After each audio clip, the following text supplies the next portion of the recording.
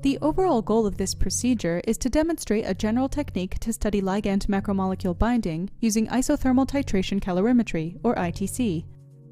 This is accomplished by first preparing ligand and macromolecule solutions that are free of impurities and matched in both buffer composition and pH.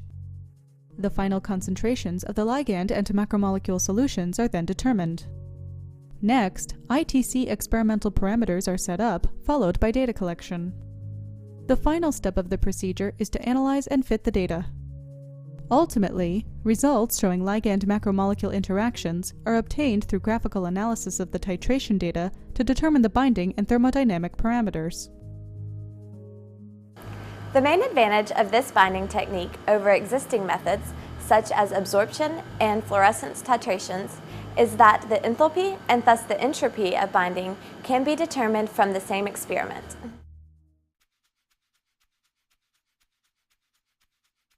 Sample preparation begins with the determination of proper concentrations for both the macromolecule and the ligand, a critical step to obtain accurate ITC fits. Information to consider while calculating these concentrations can be found in the written procedure. In this demonstration, the binding of the cofactor NADPH to the E. coli chromosomal dihydrofolate reductase enzyme is investigated. First, reconstitute the lyophilized macromolecule in buffer to the desired concentration. Then, dissolve the ligand in the necessary volume of buffer. Next, check that the pH values of the macromolecule and the ligand samples are within plus or minus 0.05 pH units of the buffer and each other. Centrifuge both the chromosomal dihydrofolate reductase and NADPH solutions in microcentrifuge tubes for 5 minutes at 8,000 to 14,000 rpm. This will pellet any particles in the solution, which can cause artifacts in the baseline of the ITC thermogram. Following centrifugation, carefully check the concentrations of the macromolecule and ligand solutions by UV-Vis spectroscopy and record their exact concentrations. Then, make up the appropriate volume of each ITC solution by diluting the prepared stock macromolecule and ligand solutions to the necessary experimental concentrations. Finally, degas the samples to avoid signal artifacts due to air bubbles or the release of dissolved gases during the titration.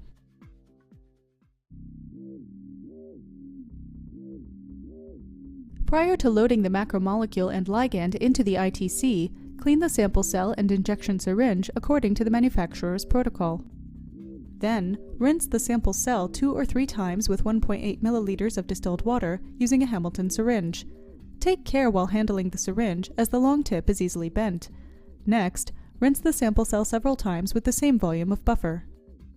Once the sample cell is clean, load 1.8 milliliters of the macromolecule solution into the cell, being careful to avoid bubble formation. At the point when the solution appears out of the cell stem, stop sample addition.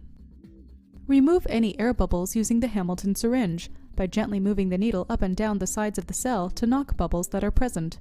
Withdraw the syringe and remove any excess volume from the well at the top of the cell.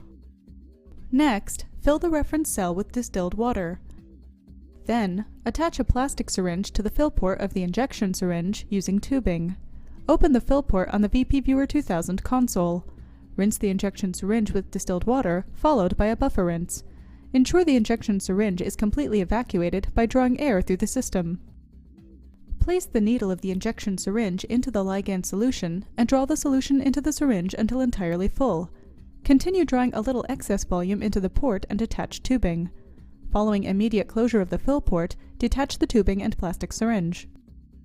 Purge and refill the injection syringe twice to eliminate any bubbles from the syringe.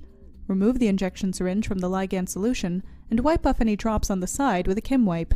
Be careful not to touch the syringe tip to the Kim wipe or knock the syringe, as this may cause a loss of volume from the syringe. Next, carefully place the injection syringe into the sample cell. Set up the parameters for running the ITC using the VP Viewer 2000 program supplied by Microcal. For binding systems with strong heat signals, such as the chromosomal dihydrofolate reductase NADPH system, a large number of low-volume injections will give more data points for fitting. Conversely, for systems that have weak heat signals, it is preferable to use a small number of large-volume injections. For the first 1 or 2 injections, set the injection volume to 2 microliters. These injections will eventually be discarded, as they may give spurious results due to mixing between the ligand and macromolecule solutions. When inputting the time between injections, allow several minutes for the system to equilibrate and the heat signal to return to baseline. Then, choose the temperature of the experiment and input the stirring speed of the syringe necessary for adequate mixing of the ligand and macromolecule during the titration. Following experimental parameter setup, initiate the experiment. Once the experiment has finished, the final heat signal should be close to saturation. Clean the ITC according to the manufacturer's protocol and repeat the titrations at least 1 or 2 more times to get reproducible data.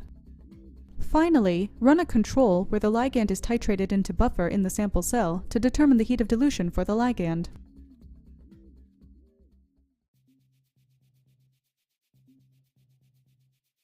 Fitting of the data can be easily performed using macros in any data fitting program. Origin 7, supplied by Microcal, is used to demonstrate data fitting here. To begin, load the first data file. Check the raw thermogram for any sign of air bubbles or other artifacts in the signal. If there are any artifacts, such as spikes in the baseline or peaks in the absence of an injection point, note these data points as they should be removed. Next, load the ligand dilution control data and subtract it from the binding isotherm. At this time, remove all spurious data points, including the first few data points of the titration where dilution artifacts typically occur. Then, select the data fitting model. Once the model is selected, the data can be fit by manually inputting initial guesses of the fitting parameters, including stoichiometry, enthalpy, and binding affinity. However, if prior knowledge of any parameters is known from orthogonal experiments, these values should be entered, as they will help avoid the data from becoming trapped in local minima during fitting. Once the data have been fit for the first titration, repeat the data analysis steps for the rest of the isotherms. Alternatively, the data can be fit globally using a program such as sedfat. Begin a global fit by saving the data in Origin as a .dat file, then import the data into sedfat. Choose a model for fitting and globally fit the data. Switch back and forth between simplex and Marquardt-Levenberg fitting options until the global chi-squared value has reached a minimum.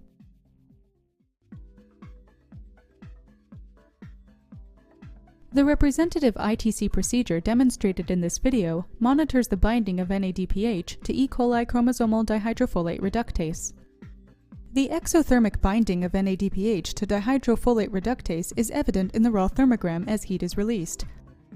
Decreasing heat signals upon each successive injection indicate saturation of binding, which occurs within the first half of the titration. The purity of the components and good match of the buffers is noted from the saturated portion of the plot, where there are only minimal heat signals arising from the heat of dilution of the ligand. The data were fit to a single-site model using the Origin software to reveal the binding isotherm. 2 datasets were then fit to a single-site model using sedfat. The small values and random pattern of the residuals indicate that the thermodynamic parameters are reasonable. These parameters are also validated by comparison to literature values obtained by orthogonal methods.